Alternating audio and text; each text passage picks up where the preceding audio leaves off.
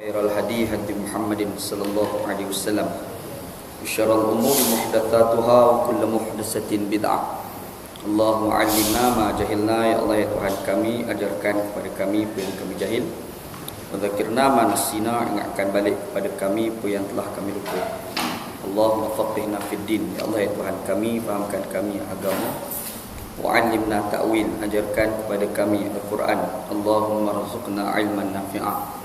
Allah ya Tuhan kami, rezekikan kepada kami ilmu yang memberi manfaat, wa amalan salihan mutaqabbala, dan amalan yang soleh dan amalan tersebut diterima, wa rizqan halalan thayyibah, dan rezeki yang halal dan rezeki tersebut baik. Alhamdulillah, syukur pada Allah SWT. Pada malam ni kita bertemu di surau kita ni untuk kita sambung kuliah kita yang lepas. Mudah-mudahan dengan kuliah kita pada malam ni diberkati oleh Allah SWT, insya-Allah. Dalam kuliah lepas kita ada bincang tentang kita masih lagi bincang tentang sumpah, hukum sumpah. Kita ada sebut hari itu tentang syarat-syarat sumpah. Antara yang kita sebut hari itu syarat sumpah, yang pertamanya berlaku, yakni orang yang sumpah itu hendaklah dia akil dan baligh, mesti berakal. Satu lagi dia mesti baligh. Budak-budak kalau dia bersumpah, sumpah dia tidak diambil kira. Sumpah juga orang gila. Orang gila kalau dia bersumpah tidak diambil kira. Sumpah yang diambil kira daripada budak yang telah akil baligh. Akil, satu berakal, yang kedua baligh, dua perkara situ. Yang keduanya sumpah itu mesti sumpah yang sumpah bukan sumpah yang sia-sia. Macam orang Arab kebiasaan dia bercakap apa-apa pun wallahi.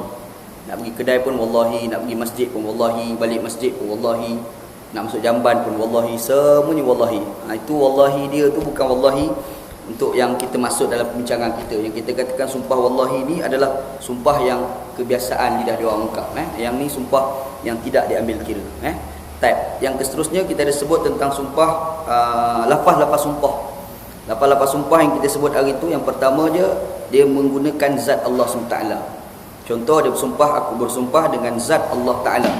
Ataupun dia sebut aku bersumpah dengan Allah Ta'ala. Aku bersumpah dengan zat Allah satu, ataupun dia sumpah aku bersumpah dengan Allah Subhanahu Wa Taala. Ini sumpah yang jadi Ataupun dia guna salah satu daripada sifat-sifat Allah Subhanahu Wa Taala secara khusus. Contoh dia pergi sebut aku bersumpah dengan Tuhan sekalian alam. Sebab tidak ada Tuhan yang menjaga sekalian alam. Tuhan lain tu cerita lain lah. Tuhan berhala lah apa tu bukan. Tapi orang panggil Tuhan juga. Tapi bila kita sebut Tuhan sekalian alam tu sifat Allah. Dan sifat ni khusus hanya pada Allah Subhanahu Wa Taala kan. Jadi kita sebut aku bersumpah dengan Tuhan sekalian alam. Fokus tu Allah SWT. Ataupun kita bersumpah aku bersumpah dengan Tuhan yang memiliki alam akhirat. Allah Taala lah. Mana ada Tuhan lain yang memiliki hari akhirat. Dan yang seterusnya kita bersumpah dengan salah satu daripada sifat Allah Subhanahu Wa Taala. Contoh disebut di sini aku bersumpah dengan kemuliaan Allah. Kemuliaan, dia pergi bubuh pula Allah. Aku bersumpah dengan kemuliaan Tuhan, itu tak termasuk. Tapi kalau sebut aku bersumpah dengan kemuliaan Allah, nampak dah Allah Ta'ala situ, itu sifat Allah. Kemuliaan tu ada pada Allah Subhanahu Wa Ta'ala. Jadi sumpah tu. Ataupun aku bersumpah dengan ilmu Allah. Ilmu Allah. Aku bersumpah dengan ilmu Tuhan. Itu tak termasuk lagi. Yang kita sebut mesti Allah. Ilmu Allah. Ataupun aku bersumpah dengan kehendak Allah, kekuasaan Allah. Jadi satu sifat, lepas tu dibubuh pula nama Allah SWT. Kemudian ada pula yang kita sebut tadi tu, dia tak sebut nama Allah, sebut Tuhan, tapi dibubuh sifat yang sifat tu hanya pada Allah je, yang lain tak ada. Aku bersumpah dengan Tuhan sekalian alam. Dia tak sebut Allah, tapi bila sebut Tuhan sekalian alam, orang faham itu mesti Allah Subhanahu Wa Taala. Okey, yang ni kita sebut lafaz-lafaz yang kalau kita bersumpah, sumpah kita jadi. Ini kita sebut tadi kan. Itu dikatakan kalimah-kalimah tadi. Dan dalilnya banyaklah. Antaranya dalam kitab ni sebut, antaranya hadis riwayat Imam Al-Bukhari. Nabi SAW pada sebut, innallaha yanhaakum an tahlifu bi abaikum wa man kana halifan falyahlif billah aw liyasmut. Kata Nabi SAW, ketahuilah sesungguhnya Allah Taala halang kamu ni bersumpah dengan nama bapa-bapa kamu. Arab dululah. Arab jahiliah dulu, dia bangga sangat bapa dia. Kalau bersumpah, dia bapa dia. Demi bapa aku, macam bapa dia canggih sangat. Itu Pak Arab dulu kan. Tapi orang bila datang Islam ni tak bagi kita bersumpah dengan nama yang lain daripada Allah Subhanahu wa taala. Jadi kata Nabi sallallahu alaihi wasallam, "Man kana halifan falyahlif billah au liyasmut." Nabi Muhammad sallallahu alaihi wasallam sebut, kalau siapa nak sumpah, sumpah mesti nama Allah. Ingat dia sumpah nama Allah ni, kalau dalam mahkamah, contohlah kita sebut ni mahkamah Islam, mahkamah syariah, contoh. Dalam kalau kita sebut dalam pemerintahan Islam yang adil, pemerintahan Islam yang adil, mahkamah yang paling tinggi adalah mahkamah syariah. Cuma ada mahkamah sivil kecil untuk orang bukan Islam. Sebab ada kes-kes yang dalam agama dia orang ni ada hukuman. Kesalahan tu jenayah, dan dalam agama dia orang pun ada hukuman. Jadi kena rujuk agama dalam hukuman agama dia orang. Macam contoh orang contohnya macam minum arak. Minum arak ni agama dia orang mengizinkan. Jadi kita tidak boleh hukum orang kafir minum arak. Contohlah dalam agama ni minum arak ni haram. Contoh dalam agama dia kan. Bila kita nak kenakan hukuman, macam mana nombor satu, kita kena tengok dalam agama dia orang tu ada hukuman ke tak ada. Kalau ada, kena rujuk pada hukuman agama dia orang. Kalau tak ada, kembali pada mahkamah yang besar tadi, itu mahkamah syariah kan. Ikut hukum ni cerita ideal ni. Nak adaptasi kat Malaysia tak tahu bila lah. Kiamat lah nak berlaku kat Malaysia kan. Dan cerita ni ideal type. Jadi contoh dalam undang-undang Islam, al-bayyinatu 'alal mudda'i wal yaminu 'ala man ankara. Bukti bagi orang menuduh. Lepas tu kalau orang tu nak menyelamatkan diri, dia kena bersumpah. Okey, contohlah kita buat tuduhan pada orang kafir. Kamu ni minum arak, kamu ni berzina, contohlah. Tak ada kerja begitu tuduh kafir tu berzina kan. Tapi contoh dia begitu tuduh kafir kau ni berzina. Kita nak tuduh, kita datangkan bukti. Tiba-tiba bukti kita buat mari dan dia nak menyelamatkan diri, mempertahankan diri, wal yaminu 'ala man ankara, dia kena mempertahankan diri dengan bersumpah. Okey, orang kafir nak bersumpah dengan nama apa? Nama Allah Taala ke nama Tuhan dia? Soalan kan. Masuk dalam mahkamah kita, kaedah dia kena bersumpah dengan nama Allah Subhanahu wa taala. Sebab dalam surah Al-Ahzab Allah Taala dia sebut kisah berkait dengan seorang lelaki namanya Budail. Budail ni dia hamba kepada Amru bin Al-As radhiyallahu anhu, sahabat Nabi. Kemudian dia dimerdekakan oleh Amru dan dia jadi peperat, orang berniaga. Dan dia pergi berniaga kat satu tempat, iaitu di Syria. Dia pergi di Syria bersama dengan 2 orang Kristian. Sampai di sana sampai dekat Syria tu dia kena penyakit dan bawa pada kematian. Dekat-dekat nak mati tu dia bagi wasiat, dia tulis satu surat wasiat, bagi tahu pada 2 Kristian, tolong hantar aku punya harta pada keluarga aku kat Madinah. Mati Budail, mayat ditanam, lepas tu 2 Kristian ni balik bawa harta dan surat wasiat tadi. Sampai dekat Madinah, bagi harta, bagi surat. Bila tengok surat tu, semua barang ada dalam list, cuma ada satu barang tak ada, iaitu satu bekas yang diperbuat daripada perak dan tertulis keliling bekas itu tulisan emas. Ada cerita dalam asbabun nuzul ayat surah Al-Ahzab type. Jadi bila ada itu tak ada, menyebabkan keluarga mangsa ni tanya, siapa ni? Mana barang ni pergi?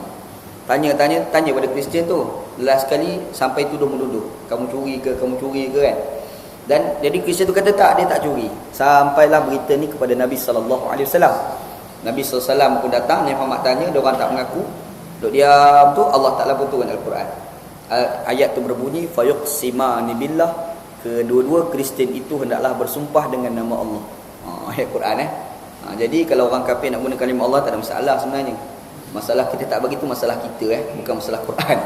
Tak nak bagi tu kita bukan Quran. Kalau Quran tak ada masalah apa pun. Kalau orang kafir nak guna kalimah Allah begitu. Okey, jadi Nabi Muhammad sallallahu alaihi wasallam sebut, man kana halifan falyahlif billah aw liyasmut. Barang siapa yang nak bersumpah, maka hendaklah dia bersumpah dengan nama Allah Subhanahu wa taala ataupun diam. Tak nak diam dah. Jangan ada bersumpah dengan nama Allah Subhanahu wa taala. Okey, tak. Satu. Yang keduanya, Nabi sallallahu alaihi wasallam dia pernah sebut, Nabi pernah bersumpah dengan sabdanya yang bermaksud demi Tuhan yang membolak-balik hati manusia. Nabi Muhammad sallallahu alaihi wasallam dia tak pernah, dia ada satu perkataan, dia tak sebut wallahi, tak. Dia sebut ya muqallibal qulub, wahai Tuhan yang membolak-balikkan hati manusia. Dia tak sebut nama Allah, dia sebut sifat Allah Subhanahu wa taala. Ada juga apa lagi? Contoh lain, demi Tuhan yang menguasai jiwaku. Nabi Muhammad banyak sebut. Demi nyawa Muhammad di tangan Allah Subhanahu wa taala kan. Kadang-kadang ada perkataan sebegini kan. Dia tak sebut Allah. dia sebut sifat-sifat Allah Subhanahu wa taala. Jadi kalau sumpah-sumpah yang menyebut sifat-sifat Allah taala tadi, maka hukum sumpah itu adalah jadi. Jadi. Dan sumpah tu pula kita sebut ada dua. Yang pertama soreh, yang kedua dia panggil kinayah. Sini diterjemah sindiran. Anda rasa terjemah sindiran ni tak tepat. Sindiran kita menyindir, bagi orang sakit hati kita menyindir kan. Kita menyindir dan orang dengar sakit hati je. Dia kinayah ni bukan sindiran, tapi tak tahu apa terjemahan paling tepat. Orang Melayu ni tak tahu. Orang Melayu ni tak tahu apa kalimah yang paling tepat kalau kita nak terjemah bagi kalimah kinayah. Kita guna kalimah tu tapi kita boleh tafsirkan dengan makna sumpah. Tu maksud kinayah tu. Macam dia sebut dekat sini yang kalau soreh tu demi Allah, clear. Demi Allah. Satu.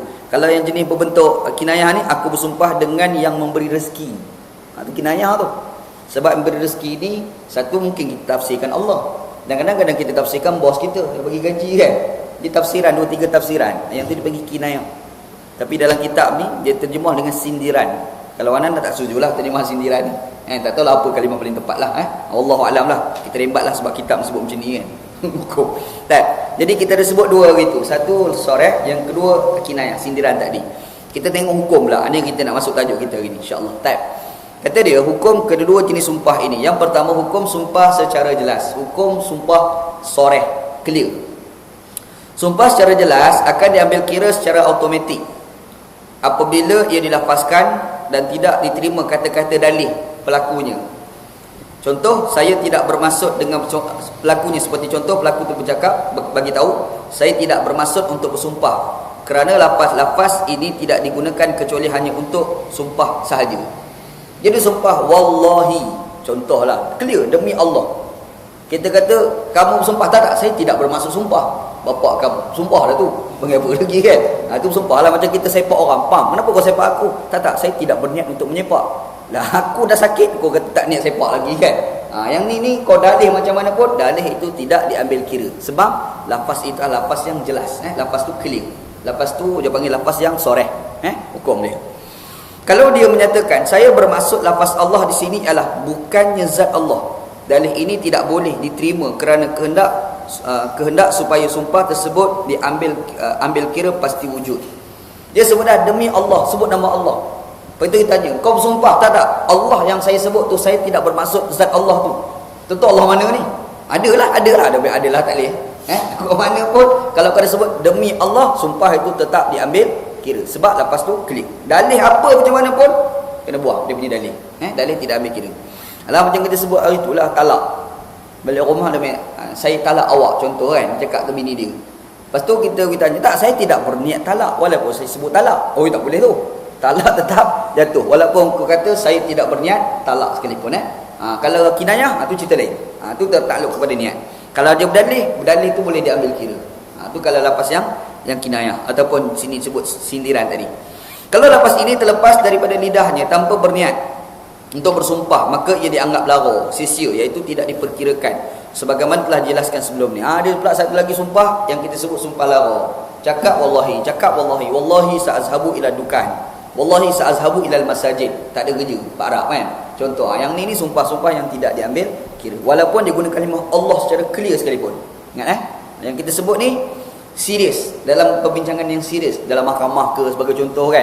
Sumpah dia pun wallahi, demi Allah, disebut nama Allah tu clear. Lepas tu dia berdalil dah, saya sebenarnya tidak berniat Allah Ta'ala ni, Allah Ta'ala lain, contoh kan. Mana ada Allah Ta'ala lain, Allah Ta'ala tu je ada kan. Jadi sumpah tidak diambil kira, insya-Allah. Yang kedua, hukum sumpah secara sindiran kinayah tadi.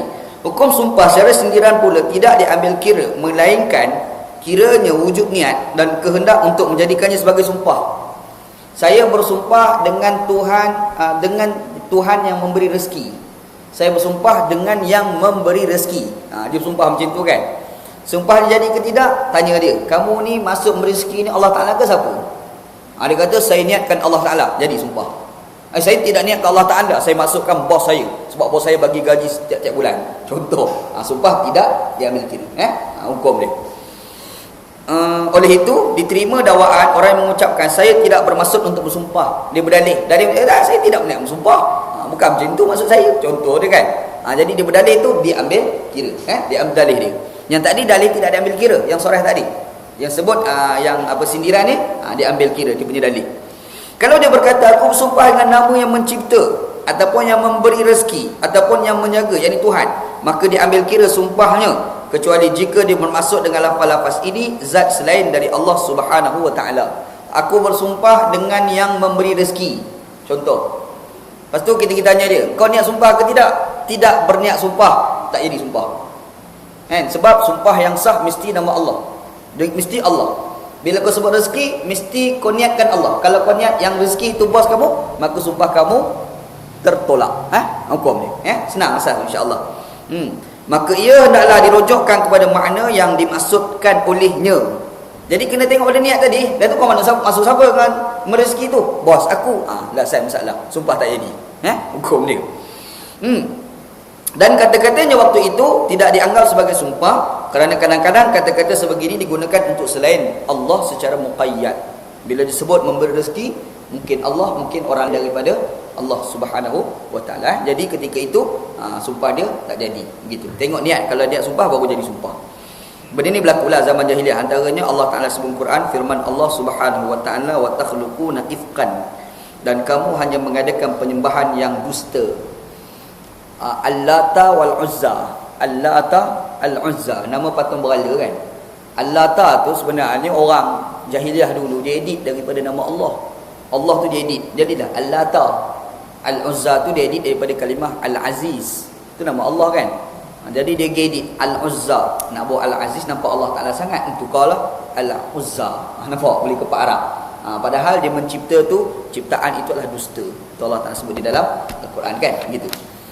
Maksudnya mereka berdusta dan menciptakan patung-patung itu dengan tangan mereka, lalu mereka menamakan ia sebagai Tuhan mereka. Dia buatlah patung Al-Uzza, Al-Lata. Dia buat patung, lepas tu dia bersumpah. Bila bersumpah, demi Al-Lata, demi Al-Uzza. Ini semua sumpah mengarut. Ini berlaku zaman jahiliah dulu. Alhamdulillah orang Melayu kita tak ada budaya macam ni. Okey, yang seterusnya, farzuquhum minhum, maka berilah kepada mereka sedikit daripada irji' ila rabbik, kembalilah kepada Tuhan. Tak boleh sambungan ayat ni. Okey, kalau seseorang berkata aku bersumpah dengan nama yang wujud ataupun yang mengetahui ataupun yang hidup, maka tidak dikira kata-kata sebegini sebagai sumpah, melainkan dengan syarat dia berniat bahawa lafaz-lafaz tadi ditujukan kepada zat Allah Subhanahu wa taala. Dia disebut contoh, aku bersumpah dengan yang wujud. Dia tak sebut Tuhan yang wujud. Aku bersumpah dengan yang wujud. Kita pun wujud. Handphone ni pun wujud. Buku ni pun wujud. Meja ni wujud. Kursi pun wujud kan. Lepas tu kita tanya, ni kau ni dia sebut yang wujud ni. Yang wujud ni siapa dia? Tanya dia balik kan. Dia kata maksud aku kerusi. Tak jadi ya sumpah tu. Habis yang wujud. Dan kau masuk wujud tu siapa dia? Mana lain? Allah Ta'ala lah, siapa lagi? Contoh. Baru sumpah dia jadi. Hukum. Ini kerana kata-kata sebegini kadang-kadang ditujukan untuk zat Allah dan juga untuk selainnya, selain Allah.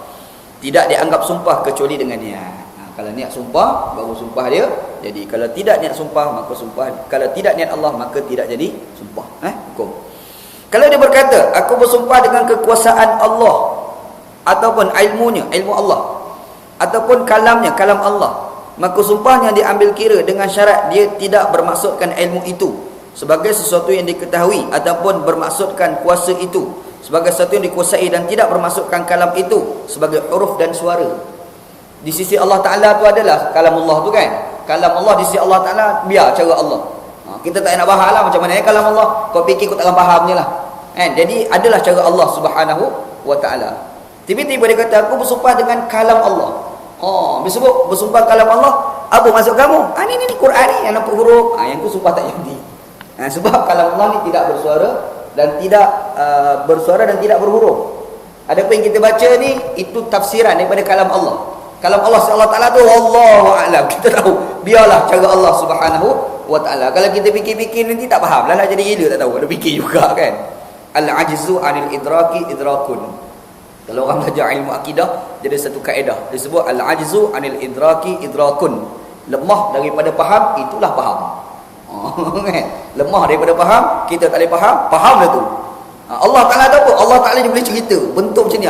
Tu ngarut dah tu. Tu karut dah tu kan. Yang dia cerita Allah Ta'ala sampai kita dengar tak faham. Macam mana Allah Ta'ala faham tak faham? Faham lah tu. Senang mengajar akidah macam tu mengajar faham tak? Tahu tak faham? Okeylah tu, faham lah tu. Dia ilmu akidah ni kita tak akan nampak. Tapi yang pasti kita mengakui dia tu ada. Dah, tu stop. Sana. Kita habis okey lah. InsyaAllah, alhamdulillah. Senang. Tengok sifat-sifat Allah Ta'ala Ar-Rahman, Ar-Rahim apa tu kan. Tengok Allah Ta'ala ni penyayang. Adakah sayang Allah serupa dengan kita? Tak sama. Sayang Allah adalah cara sayang Allah Ta'ala tu kan. Sayang kita cara kita. Betul tak? Tapi adalah cara Allah Subhanahu Wa Ta'ala kan. Allahu Akbar. Anda pergi dekat Tasik Puteri, kuliah Tasik Puteri. Kita dah bahas ayat Quran apa ketika Allah Ta'ala bagi tahu pada Ibrahim, ya Adam, wahai Adam, ambihum bi asma'ihim, falamma ambahum bi asma'ihim qala alam aqul lakum inni a'lamu ghaibas samawati wal ardh wa a'lamu ma tubduna wa ma kuntum taktumun. Allah Ta'ala sebut Quran kan. Kisah ketika Allah Ta'ala kata kepada Adam, kau tolong cerita segala ilmu-ilmu aku ajar pada kamu ni kepada malaikat. Jadi Adam pun falamma ambahum bi asma'ihim, Adam pun ceritalah, perempuan-perempuan cerita ke malaikat. Malaikat jadi kagum. Hebat ilmu Adam.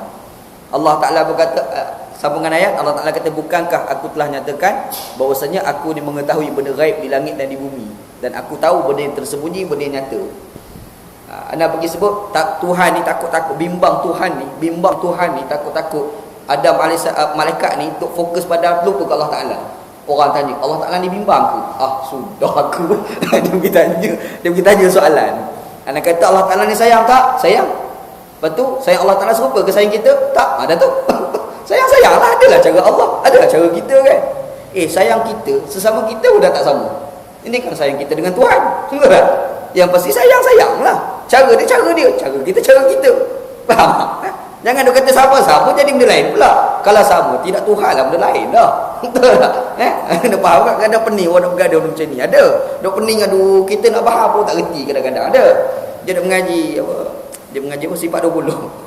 Satu problem kau. Dia mengaji sifat 20. Dia masuk falsafah lah, apa macam-macam. Kok dia lah nak mengaji tu kan?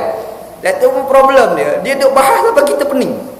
Dia pening Allah Ta'ala ni ada, tak ada, bagi lawan. Macam mana ni? Orang hak boleh-boleh masuk Islam. Sebenarnya Tuhan ni ada ke tak ada? Dia nak berlawan dengan siapa? Dia keluar ayat macam tu kan. Yang ni Allah. Susah nak faham. Allah Ta'ala ada, selesai masalah. Gitu. Kan?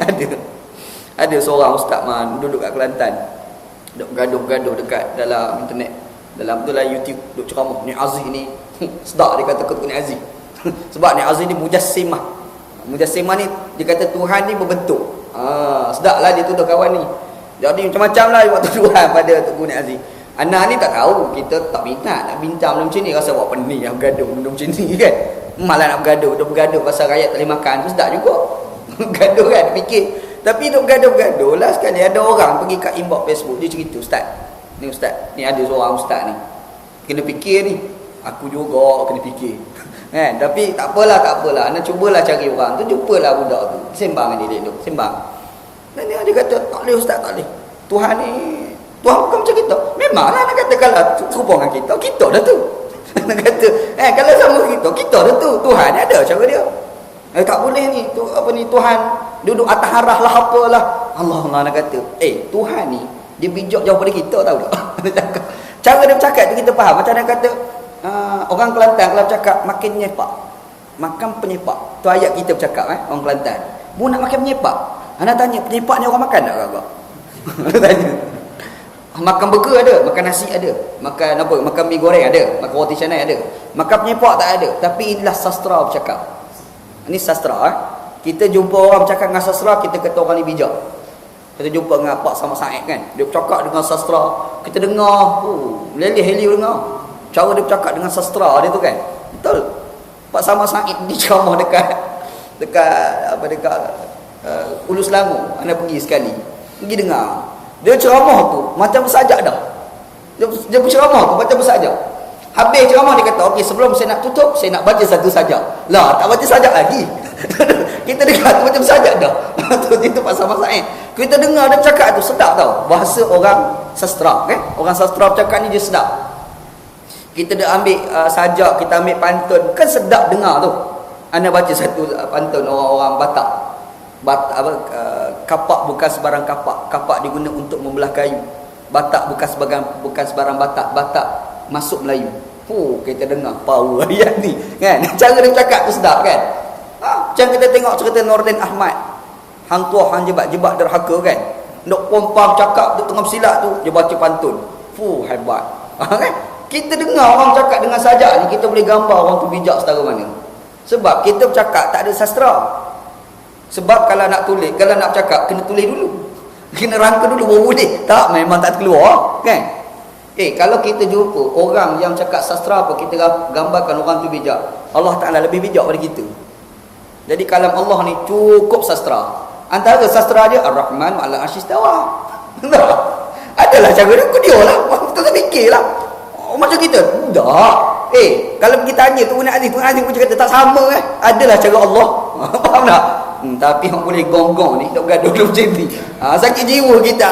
Terpaksa lah yang benda macam ni. Padahal biar korang lah gaduh. Anak jadi tak minat nak bergaduh macam ni. Sebab dok bergaduh-gaduh, orang lapar-lapar kat situ juga kan. Mak dok sokong kat parti-parti mengaru tu. Kan? Masalah dia kadang. Tak apalah, sekat tu lah. Masuk sini balik. Aduh, pening gaduh bab akidah. Ada pasal satu era dulu masa zaman belajar Pakistan, dok bergaduh dah dulu. Masa kita umur 17, umur 18, umur 19, bergaduh dah benda macam tu. Jadi bila umur 18, 17 dok bergaduh, bila sampai umur 20, 21, 22 dok bergaduh, mari umur 30 ni malah dah nak bergaduh. Sebab dah tak larat dah nak bergaduh macam tu. Kan? Nak cari tajuk lain pula kita bergaduh. Biar sedap sikit bergaduh. Kan? Ini tajuk benda sabu yang bergaduh. Nak buka kitab balik tu, biarlah tajuk lain pula. Kan? Tapi tak layak pun masalah juga kadang. Jadi mak tuduh-tuduh tu pasal KP korang tu pasal kan. Ada tahu ada kat Malaysia ni. Dia KP korang, orang panggil Ahbash. Ada kat UIA sekarang kan. UIA. Dia nak Asy'ariyah dia punya pasal. Anak tak kisah. Tapi kalau kau KP korang tu problem. Dia KP kat siapa? Imam Ibn Taymiyah. Allah Rabbi. Kita ni baca cerita Imam Ibn Taymiyah ni, kita respect perjuangan dia, dakwah dia, masuk penjara, tulis kitab kat dalam penjara. Mari pula kape. Ya Allah, kape kumpul dia. Kita ni sedap kejap. Kape. Ni jadi perangai. Suka kapekan orang. Jangan duk kape korang. Jangan duk kape korang. Masalah kape-kape ni pun problem juga ni. Ni bisnes baru isu amanat ajadi. Macam mana agak amanat ajadi ni? Masuk TV lagi baiklah. Biar berdebat dua tu kan dalam TV. Orang tanya nak jawab senang lah. Macam cerita orang naik taksi berkentut. Tu cerita nak. Cerita nak senang. Orang naik taksi, dia buat taksi tau. 4 orang. Tengah ada taksi, tiba bawa kentut. Bila bawa kentut, dia taksi siapa dia pula kentut ni. Nak tanya, naik taksi aku. Sebab dia nak bayar aku ni. Last sekali sampai, bayar. Lepas bayar siap. Lepas tu dia tanya, orang yang kentut tak bayar ni. Yang kentut kata, bayar dah. Tahu, dia tu kentut. Tu je lah. Macam tu lah cerita dia. Jadi isu amanat tu jadi macam tu je lah. Dia buat statement pumpang. Dia tak sebut pun siapa kape yang kita melompat tu faham. Kentut lah tu. Kan macam tu misal dia. Mudah nak faham kan. Anak buat misal macam tu lah. Lepas tu pakak-pakak fikir. Dia ciri-ciri kape Allah Ta'ala sebut Quran. Ciri-ciri kape Nabi Muhammad sebut dalam hadis kan. Ada 1, 2, 3, 4. Kita boleh sebut ciri-ciri kape. Tapi jangan duk kape orang. Ada tu kape tu. Jangan. Alhamdulillah. Sebab kita kape kau orang, dia kape kembali pada kita. Zaman Nabi Muhammad dulu, Allah Ta'ala tunjuk, ni Abdullah bin Ubay ni munafik. Tak apalah, zaman ada wahyu. Kita nak tunjuk dia tu munafik. Mu tahu mana? Ada wahyu bagi tahu kau dia tu munafik. Tapi ciri-ciri kita boleh sebut. Ciri munafik 1, 2, 3, 4. Dia berasa hati, pada muka. Tahu tak? Berasa hati, janganlah marah orang. Kalau ada kat aku ni, berubah je lah. Susah apa? Betul tak? Kalau ciri-ciri munafik, ciri-ciri kafir ni dekat aku, kita dengar, ambil sikap, berubah. Jangan jadi munafik. Berubah, tukar daripada munafik kepada muslim kan. Tu berubah daripada kafir kepada mukmin yang sebenar. Tu sikap kita, bukan marah ke orang. Pergi marah ke orang tu pasal, apa dia kata orang? La ilaha illallah. Orang sebut ciri-ciri lah. Betul tak? Macam kita sebut tadi, siapa kentut, orang kentut tak bayar. Aku bayar dah. Nampak macam tu lah. Macam tu lah misal dia kan. Nabi Sulaiman AS, orang datang jumpa dia. Nabi Sulaiman AS jumpa dia, cerita dia ni jual angsa. Bila jual angsa dia kena rembat. Orang curi angsa dia. Bila curi angsa, macam mana nak buat? Nak cari tukang curi angsa. Nabi Sulaiman senang, panggil umur rakyat berhimpun. Dia kan raja, Nabi Sulaiman ni. Semua berhimpun. Dia kata sedih. Ramai-ramai rakyat dia ni ada pencuri, curi angsa. Hak double sedih, bukan sekadar curi, dia bangga pula dia mencuri. Buktinya dia bawa bulu angsa tak atas kepala. Pencuri tu tak pasal-pasal rabah kepala. Dia kata tu padahal tak ada pun. Nampak nak kenal orang kan. Nak kenal orang. Serupalah isu amanat tu jadi. Lepas ni rasa tak puas hati apa debat dalam TV tu. Tu kan jadi dah minta dah masuk dalam TV kan. Mak panggil tu kan jadi masuk dalam TV. Apa tu panggil Mufti Arusani. Apa cakap dalam TV tu biar pecah TV. Kita pakai-pakai tengok kan. Kita pun nak tahu juga apa hujah Arusani dan apa hujah Tugu Haji Hadi kan. Apa maksud tu kan jadi ucapan tahun 81 tu kan. Kita pun nak tahu. Sebab kita bukan tahu cerita sebenar statement tu pun. Tahu orang sebar, kita pun tengok. Ni statement tu Haji Hadi. Tu dia tahu, tapi apa cerita sebelum tu apa berlaku, selepas tu apa berlaku kan. Sebab benda ni dia tak boleh tengok separuh-separuh, dia kena tengok sampai habis. Kalau tengok separuh-separuh, problem. Macam ni cerita sebelum, cerita tak lagi kat sini. Peminta sedekah duduk dekat UPM. Cerita ada lagi sini. Cerita tak cerita lagi. Orang minta sedekah dekat UPM. Pakcik minta sedekah. Bila dia minta sedekah, budak mari tengok, kesian pakcik minta sedekah. Bagi duit, ajak pergi makan. Pergi makan, duduk tengah makan tu. Dia tanya, pakcik ada berapa orang anak pakcik? Dia kata anak 3 orang. 3 orang anak. Duduk kat mana anak? Seorang duduk kat UM. Bapak minta sedekah, anak duduk kat universiti. Dia dah respect. Yang kedua, UKM, lagi canggih. Yang ketiga, UIA, lagi hebat. Dia dah fikir, bapak minta sedekah, anak hebat. Makan, duk fikir, buat PhD kot anak ada ni. Mana tahu?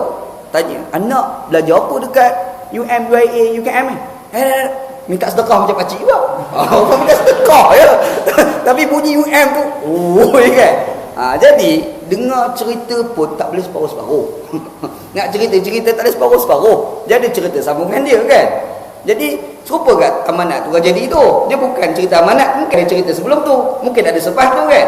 Kau ambil separuh, problem lah. Dulu biasa sekejap dalam TV tu gambar tu nanti barwah. Dia ulang barwah. Apa benda sebelum barwah, sebab barwah tak tahu. Betul tak? Sebab barwah lepas tu mulut gerak, suara tak bunyi dah.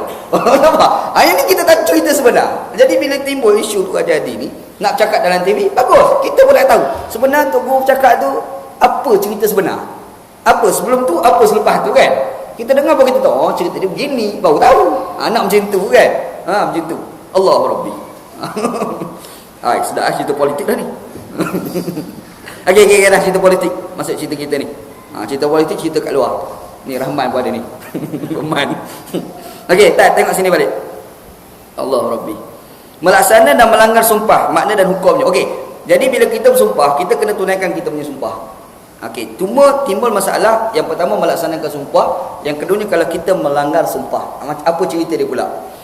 Masuk melaksana dan melanggar sumpah, apabila seseorang itu bersumpah dengan nama Allah ataupun salah satu sifatnya, maka sumpahnya diambil kira, yakni sah, kerana ia memenuhi syarat yang telah disebutkan sebelum ini. Jadi syarat-syarat kita dah sebutkan. Bila cukup syarat, maka apa yang kamu sumpahkan tadi wajib kamu kena laksanakan. Okey. Oleh itu, dia berada dalam keadaan 2 keadaan. Sama ada dia melaksana dan memenuhi sumpahnya atau melanggarnya. Bila dah cukup sah sumpah, wajib dia tunaikan. Tiba-tiba dia tak tunaikan, dia sudah dikira sebagai orang yang melanggar sumpah. Okey, melanggar sumpah. Maksud melaksanakan sumpah ialah seseorang itu melaksanakan apa yang perlu dipenuhi daripada sumpahnya, sekiranya sumpah itu berupa janji. Demi Allah, aku nak pergi kedai sebagai contoh kan. Pergi kedai tu janji dia. Jadi tiba-tiba dia tak pergi kedai, bermakna dia melanggar janji atas nama Allah Subhanahu wa taala. Ada cerita dia. Sekiranya sumpah itu berupa pengkhabaran tentang suatu perkara, maka dia mestilah benar dalam dakwaannya itu. Kalau bentuk pengkhabaran, yang tu dia kena benar, dia tidak boleh menipu. Nanti kita tengok ada perbincangan kat bawah nanti. Manakala melanggar sumpah bererti tidak memenuhi, ini tidak tunaikan dan tidak melaksanakan apa yang telah dijanjikan dalam sumpahnya. Sekiranya sumpahnya berupa janji dan kewajipan perlu dipenuhi, ataupun dia berdusta sekiranya sumpahnya berupa suatu berita dan maklumat. Bila berbentuk berjanji, maka wajib dia kena tunaikan janji. Okey, satu lagi berbentuk pengkhabaran. Pengkhabaran itu mestilah benar, tidak boleh dusta. Dia panggil apa ni, rumus. Rumus ni dusta lah. Penggelaran pelanggaran atau prinsipnya bererti dosa lah. Kalau kita langgar sumpah, dosa besar lah di sisi Allah SWT. Dia buat kategori bermain-main dengan nama Allah Subhanahu wa taala. Alhamdulillah, minta boleh dengan Allah SWT. Ia disebut pelanggaran kerana ia menyebabkan wujudnya dosa. Bila kita dosa tu sebab apa? Sebab langgar nama Allah Taala. Kau bermain-main dengan nama Allah Subhanahu wa taala. Hukum melaksanakan melanggar sumpah. Hukum melaksanakan sumpah ialah ia akan menghapuskan ataupun melunaskan kewajipan dengan melaksanakan janji yang terpikul atas bahu orang yang bersumpah. Bila dia telah berjanji nak buat satu perkara dan dia pergi kait kat dengan nama Allah SWT, yang tu wajib dia kena tunaikan. Kita berjanji sesama kita pun kita marah. Kalau kita berjanji dengan Tuhan, kita tak tunaikan janji Tuhan, lagilah Tuhan marah, kan? Jadi kita kena tunaikan janji Allah Ta'ala tadi. Manakala melanggar sumpah, kita tunaikan satu hal lah. Yang kita cerita ni kalau kita langgar. Macam mana masalah langgar? Ia terbahagi pada dua keadaan. Kalau kita langgar sumpah, dua perkara kita kena fikir. Yang pertama, setiap keadaan punya hukum sendirilah. Apa dia? Yang pertama, pelanggaran sumpah yang bermaksud pelakunya tidak melakukan apa yang disebutkan dalam sumpahnya, seperti seseorang bersumpah dengan nama Allah Ta'ala bahawa dia akan bersedekah kepada fakir miskin pada hari yang ditentukannya, lalu dia tidak bersedekah pada hari yang ditetapkan itu. Aku bersumpah aku nak infak pada fulan bin fulan pada sekian-sekian hari bulan. Tiba-tiba sampai hari bulan tu dia tak buat. Hari keempat tu baru nak buat. Itu sudah dikira sebagai melanggar sumpah, sebab dia telah menetapkan tarikh tertentu. Faham? Okey, dia melanggar tu macam mana hukum? Ada hukum dia. Okey, lalu dia tidak bersedekah pada hari yang ditetapkan itu. Jadi pada 1 hari bulan 1. Ni, baru lepas ni kan, hari 2 bulan kan. Contoh, hari 2 hari bulan baru kau nak tunaikan. Kau sudah dikira sebagai melanggar sumpah. Ingat. Hukum pelanggaran ini ialah dia wajib mengkafarahkan pelanggaran sumpahnya tadi. Kena bayar kifarat. Orang Melayu kita panggil kifarat. Sebutan Arab kafarah. Itu sebutan Arab kan. Sebutan orang Melayu kifarat, adik-beradik dengan keparat. Gitu kan. Sebenarnya kafarah sebutan dia. Di kafarah ni makna membersihkan balik dosa. Itu maksud dia. Kafarah. Cara mengkafarahkan sumpah akan jelaskan. Nanti kita akan bincang lah macam mana kita nak kifarat sumpah, ada perbincangan. Okey, satu bila kita tetapkan tarikh tertentu, kita nak impak sebagai contoh. Pada 1 hari bulan 1 2013 aku nak infak. Tiba-tiba dia tak tunaikan pada 1 hari bulan 1, 2 hari bulan baru dia nak buat. Walaupun dia infak, dia sudah dikira sebagai melanggar sumpah. Dan tu macam mana keadaan dia? Dia kena bayar kafarah sumpah. Ingat hukum kan asal. Satu. Yang kedua, pelanggaran sumpah berupa pendustaan terhadap perkhabaran yang hanya akan dapat dipercayai dengan sumpah. Contohnya, seseorang itu berkata, demi Allah, sesungguhnya barang ini adalah milik saya. Handphone tu bukan dia punya kot. Contohlah hilang handphone, masjid pun jumpa. Masjid kata, siapa hilang handphone sila jumpa dengan jawatan kuasa masjid. Yang kawan ni, aku nak rembat lah handphone ni. Contoh contoh. Ni pun datanglah pergi jumpa handphone dia handphone saya. Ya ke? Betul ke ni? Wallahi saya punya. Tengok ayat dia. Padahal bukan dia punya pun. Yang tu tipu. Sumpah yang tipu. Dia panggil sumpah rumus. Dalam istilah Arab dia. Sedangkan dia mengetahui bahawa ia bukan miliknya. Handphone tu bukan milik dia pun. Tapi dia dakwa dia punya handphone tu. Tapi dia bersumpah dengan nama Allah Subhanahu wa ta'ala. Dia tipu ni. Sumpah seperti ini dinamakan sebagai rumus. Nama sumpah rumus. Yang ini menenggelamkan. Seperti yang telah dijelaskan. Kita dah bincanglah masalah sumpah-sumpah yang rumus, sumpah yang tipu ni. Hukum pelanggaran ini ialah pelakunya layak mendapat azab yang amat pedih daripada Allah Azza wa Jalla.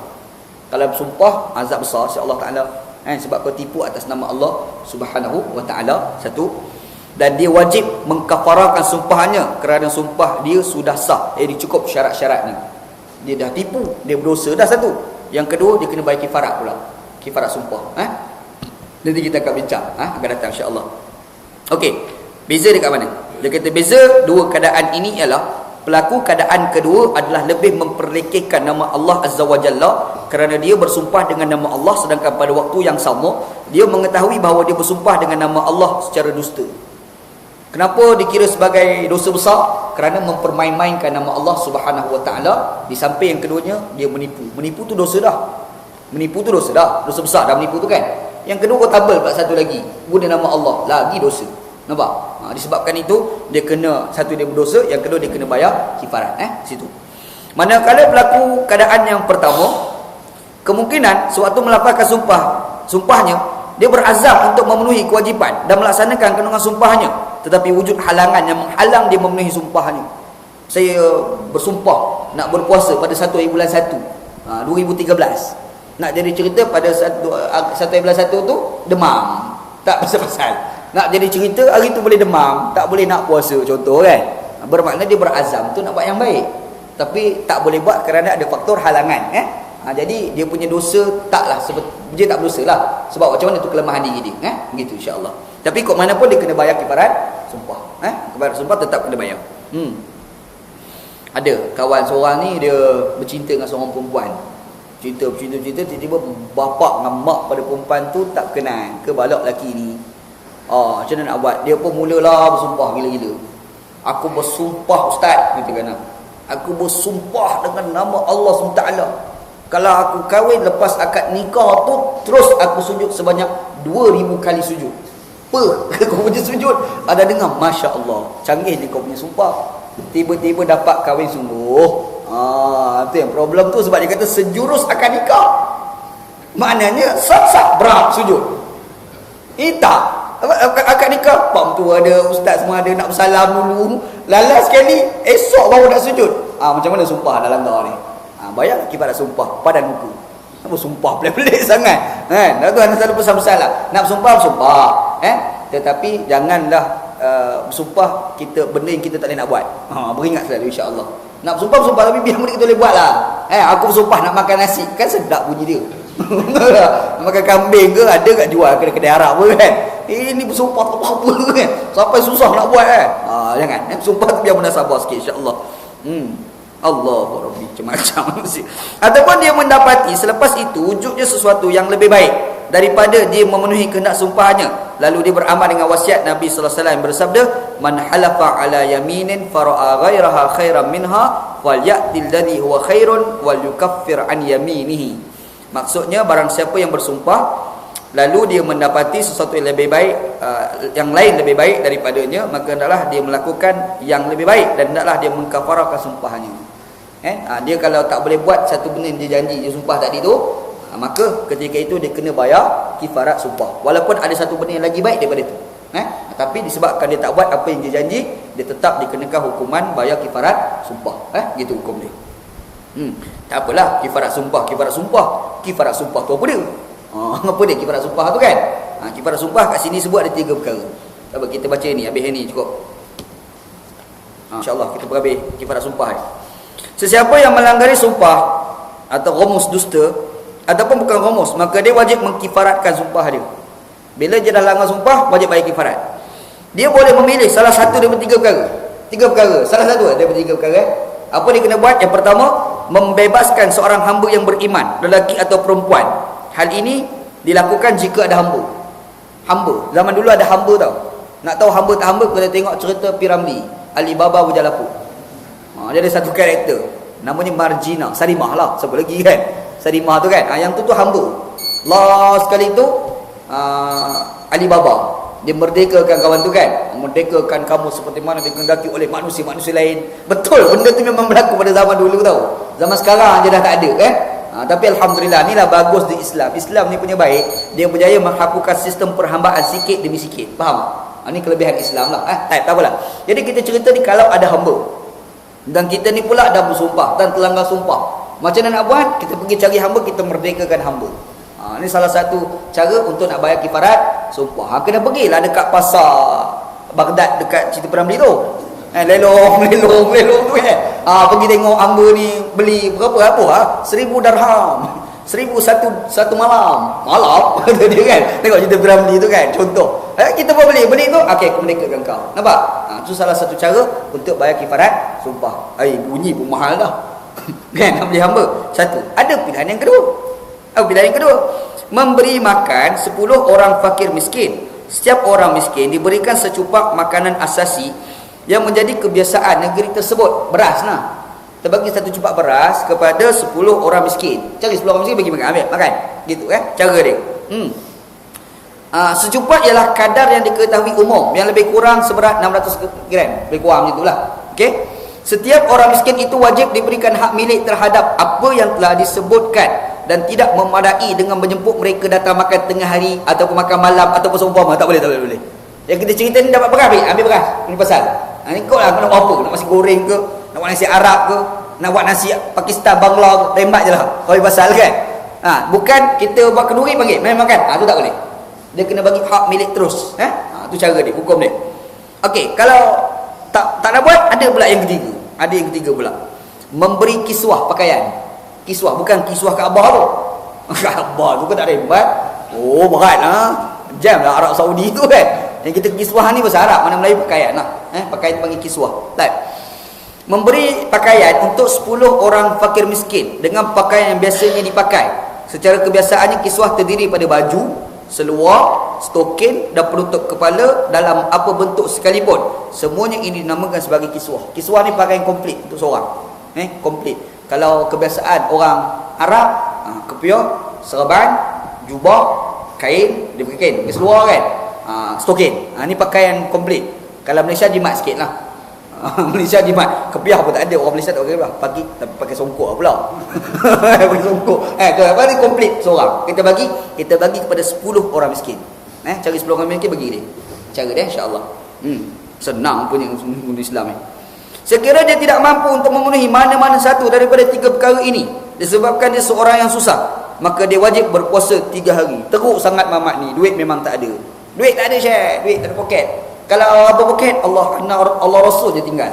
Punya miskin mamat ni kan. Contoh. Nak merdekakan hamba pun tak ada duit. Nak beli hamba kan. Dia nak cari 10 orang miskin nak bagi makan pun tak ada duit. Nak bagi pakaian 10 orang miskin pun tak ada duit. Ketika itu dia kena berpuasa selama 3 hari. Kena puasa. Berlapar lah kau 3 hari. Tidak disyaratkan berturut-turut, bahkan dibenarkan dia memisahkan, dia menyelangi harinya. Dia tak mesti betul-betul 3 hari tu. Sehari, esok malam, lusa start boleh juga. Yang penting 3 hari. Begitu insya-Allah. Okey, dalil wajib kifarat ni Allah Taala sebut dalam Al-Quran, dalam surah Al-Maidah ayat 89, kata Allah, la yu'akhidhukumullahu bil-laghwi fi aymanikum walakin yu'akhidhukum bima aqadtumul ayman fakaffaratuhu it'amu 'asharati masakin min awsati ma tut'imuna ahlikum aw kiswatuhum aw tahriru raqabah faman lam yajid fasiyamu thalathati ayamin dzalika kaffaratu aymanikum idza halaftum wahfadhu aymanakum kadzalika yubayyinullahu lakum ayatihi la'allakum tashkurun. Allah Taala sebut Quran, Allah Taala tidak akan ambil kira terhadap sumpah kamu yang lara.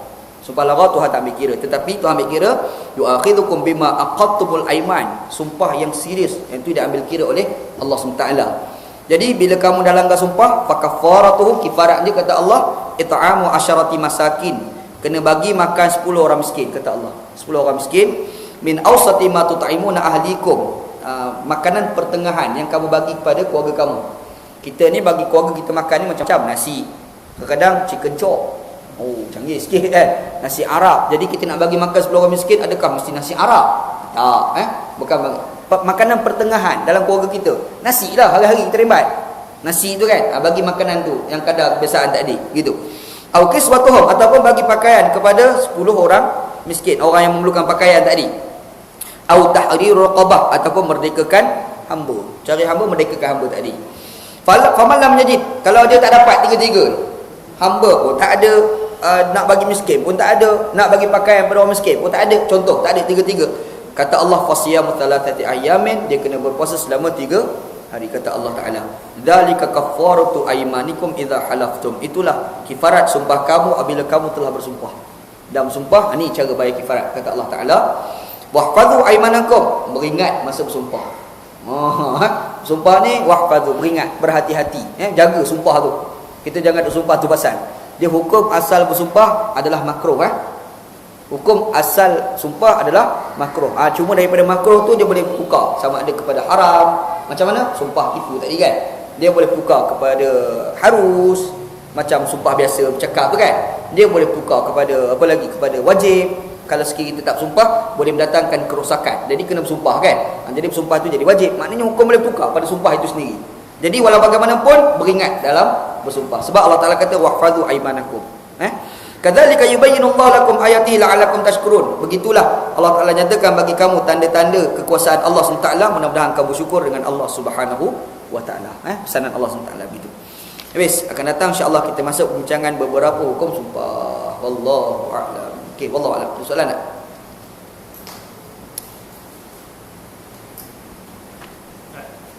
Sila tu Haji. Ni sumpah juga. Sumbang. Ada bersyarat macam itu sumpah. Kata nak bagi ustaz duit lah kata macam tu. Tiba-tiba dalam kita cakap, tapi kalau nipu cancel lah. Ada kita batal sumpah. Dia letak taklid. Kan? Saya macam mana nak bagi sumpah? Betul sumpah lah Ustaz. Macam saya bagi ustaz duit lah. Tapi ustaz jangan nipu. Tiba-tiba ustaz nipu lah kata. Okey. Dia letak, ustaz, kalau ustaz buat ni, kalau ustaz cakap ni, saya akan bagi duit pada ustaz RM1,000. Tapi kalau ustaz tipu memang tak bagi. Contoh dia pergi taklid kan. Betul lah tu taklid. Jadi taklid itu diambil kira. Dia taklid yang tidak diambil kira ni mengikut fatwa Imam Ibn Taymiyah. Ibn Taymiyah ni taklid tak pakai sebab dia kata tak ada nas. Senang Ibn Taymiyah. Tapi dalam mazhab 4 taklid tetap diambil kira. Gitu. Macam contoh kahwin. Kahwin taklid tau. Ibn Taymiyah tolak tau taklid.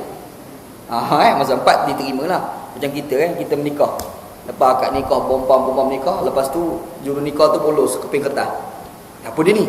Taklid. Dia macam lah taklid tu, sekiranya saya meninggalkan isteri saya selama 4 bulan berturut-turut tanpa khabar berita, tanpa makanan minum, tanpa banyaklah tanpa dia tu, pompang, maka terpasahlah nikah itu kan.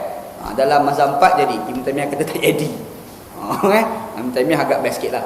Wallahu a'lam. Okey, soalan lain sila. Sila tu Haji. Hukum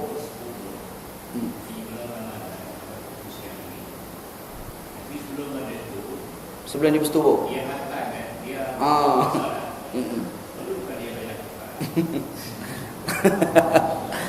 Bulan puasa, bulan Ramadan bulan Ramadan. Lepas tu patut dia kena puasa. Dia puasa lah. Tengah puasa tu tak tahan sangat tengok rumah kan, dia pakai rembat hari tu. Contoh kan. Jadi macam mana keadaan dia? Dia kena bayar kifarat sumpah. Antaranya adalah dia kena puasa 2 bulan berturut-turut. Itu yang jam tu. Ni dia susah tu. Okey, sekarang ni dia tak tahan dah ni. Macam mana nak buat? Nak kifarat pun malas. 2 bulan berturut dia makan nasi dulu. Dia batalkan puasa kan. Tapi dia makan nasi tu haram lah. Lepas tu baru dia setubuh. Adakah dikenakan bayar kifarat? Ada 2 pendapat. Ni ada 2 pendapat.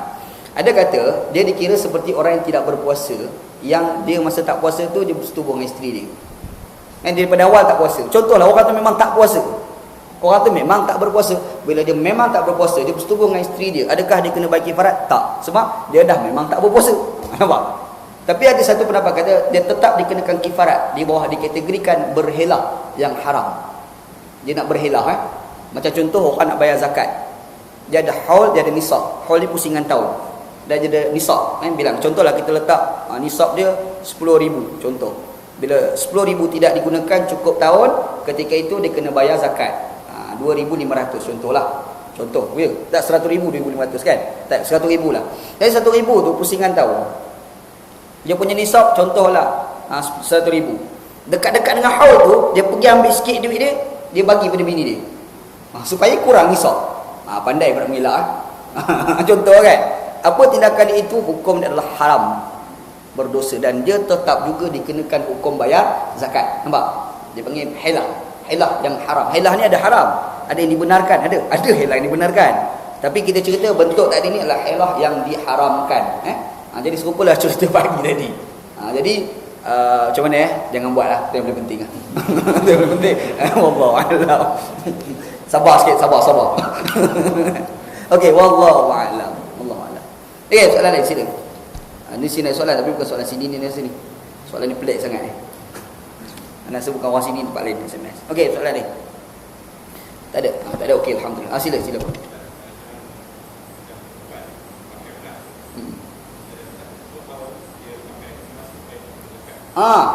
Ni yang pakai ni adakah dikenakan zakat atau tidak? Pakai kebiasaan tak kena zakat. Lebih-lebih kena.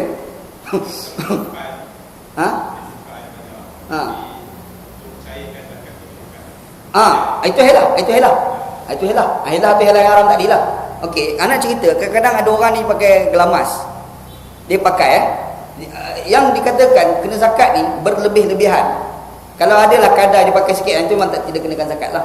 Lebih-lebih simpan banyak kan. Dulu orang Kelantan kan macam tu. Dululah. Sekarang alhamdulillah tak ada lah. Alhamdulillah kan. Pergi kat pasar Siti Khadijah tu termenung kita tahu. Makcik-makcik tu dia pakai baju yang elok kan. Masa kita minta makcik minta ikan tu, dia pun ambil tarik. Allah maaf gitu. Oi, banyaknya kau punya kan.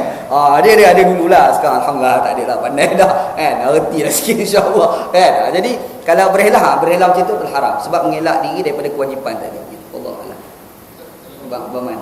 Abang Man jawab sendiri.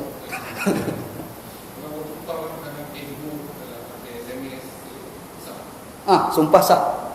Wallahi billahi walaupun dengan SMS dah confirm lah. Sebab dia buat kategori al-kitabah kal-khitabah.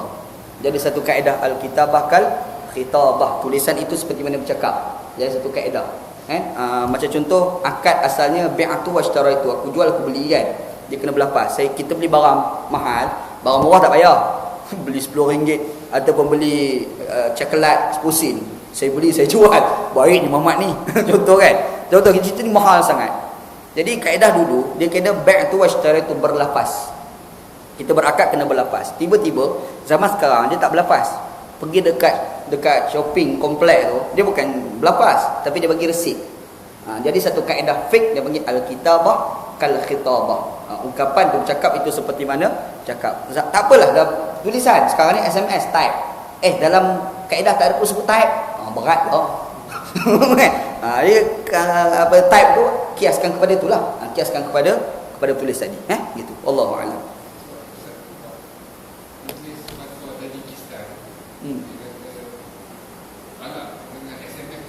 Tak jadi. Betul? Memang ada fatwa tu. Sebab macam ada kawan Nasrani dia buat tesis pasal talak SMS. Dia buat tesis pasal talak SMS. Dia kata tak sah ni sebab ragu. Ada unsur syubhat. Adakah confirm datang daripada suami?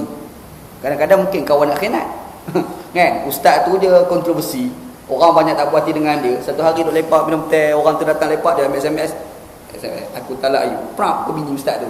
Ustaz tu paling ekor. Contoh kan. Ada sabotaj. Contoh. Ataupun sekarang teknologi kan dah hebat. Dia pakai nombor kawan tu macam mana ikut internet dia. Dia pergi godam. Hack kan.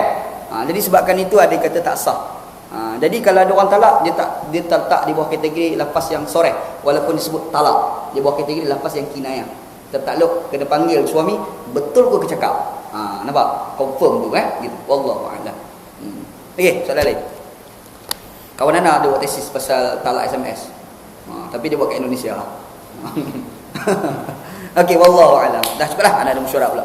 Sallallahu alaihi sayyidina Muhammad wa ala alihi wa sahbihi ajma'in walhamdulillahirabbil alamin. Bismillahirrahmanirrahim.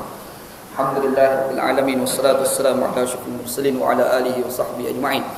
Allahumma rzuqna ilman nafi'a, ya Allah ya Tuhan kami rezekikan pada kami ilmu yang memberi manfaat. Wa amalan salihan taqabbala, dan amalan yang saleh dan amalan tersebut diterima. Wa rizqan halalan thayyiban, dan rezeki yang halal dan rezeki tersebut baik. Rabbana atina fid dunya hasanah, Allah ya Tuhan kami berikan pada kami kehidupan kami dunia baik. Fil akhirat hasanah, dan juga di akhirat baik. Wa qina adzabannar, selamatkan kami daripada azab api neraka. Sallallahu ala sayyidina Muhammad wa ala alihi washabbihi ajma'in. Alhamdulillahirabbil alamin. Qabbalallahu minkum.